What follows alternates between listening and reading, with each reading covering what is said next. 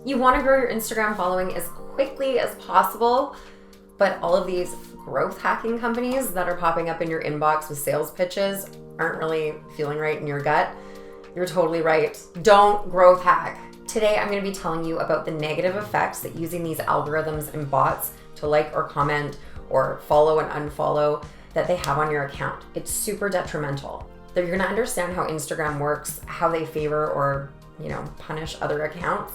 And by the end of this video, you'll really have a grasp on how to authentically engage with your audience to grow it and have the right people following you. My clients constantly forward me emails with these sales pitches in them. And whether they're asking for $300 or $3,000 or however long the time commitment is, that stuff varies. But the common thread is that they're all asking for or telling the client, that it's going to be overnight growth.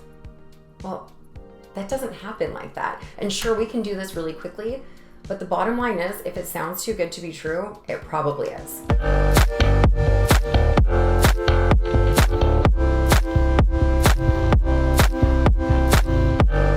All right, let's get into the scary truth about what growth hacking can do for your account, and it's not good. If you want more content like this, go ahead and click that subscribe button and ring the bell so you get a notification every time I put out a new video. So why so many people are talked into using these growth hacking companies is that you're trying to grow your Instagram quickly. Well, when you're doing so, we have to keep in mind 4 basic things. The first thing I want to talk about is Instagram itself. Its whole purpose in existing is to keep you engaged in their product as much as possible. So what they want to do is make sure that you are in there, you're liking things, you're commenting on things. It is called social media. We don't want this operated by bots. We want this to be connecting people. We want it to be connecting people to brands, and we want it to be inspiring people.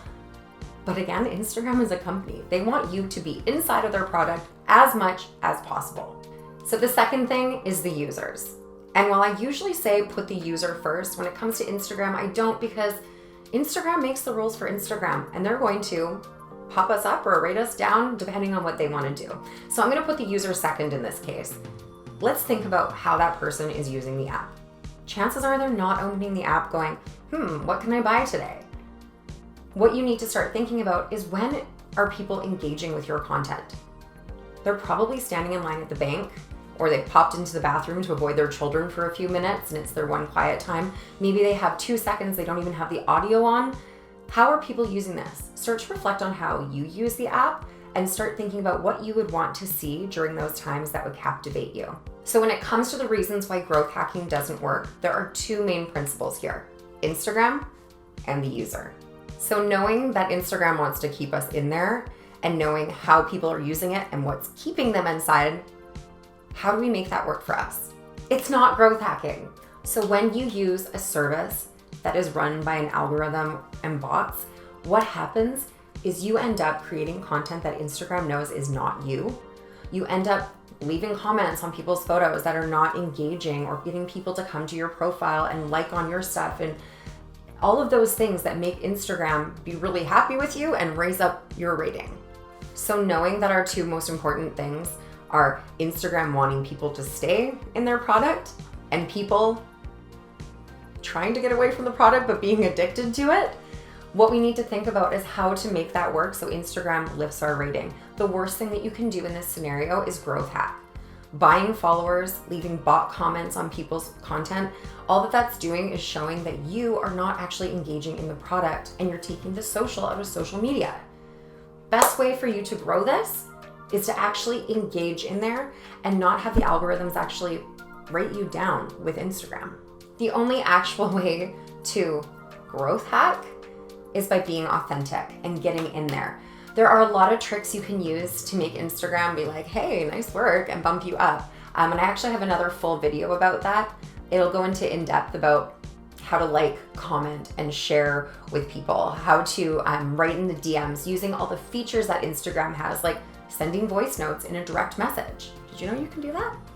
Making sure that when you post stories that you're using the poll features and question features and trying to get feedback from your audience.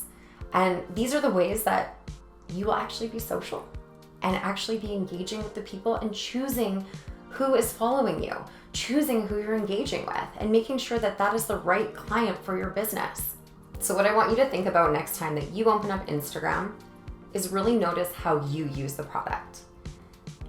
People that are popping up at the top of your algorithm are going to be the people that you're sending memes to in their direct messages. They're people that you actually comment, engage with their content, saying, oh my gosh, I didn't know she was getting so big right now. Or, oh, where did you get that dress? These are actual things you're actually saying to someone, not just 3 hearts in a row that you're pumping out because it's generic or like, cute pic, so stoked, anything like that. We know that that's not real engagement. So when you're writing from your brand, you need to be doing the same thing. And don't growth hack. Using pods or algorithms or bots, Instagram knows. It is not stupid. It has figured out that you're just trying to grow your business and you're not actually using their product. What are the things that drive you nuts about Instagram? Is it the comment section? Is it the video content? Is it how sponsor content is coming at you? I'm really curious, so go ahead and leave me a comment in the space down below right there and let me know what you think. If this video was helpful for you today, please give me a like and also subscribe to my channel. I'm going to be coming out with new content, not just about Instagram, but I'm going to try and stay up to date on all the different social channels, email marketing, copywriting, and everything else that will help your small business get off the ground or your personal brand really emulate exactly who you are. If you have a friend who this could probably help out, be sure to share the video and leave me a comment with any questions that you might have about the content.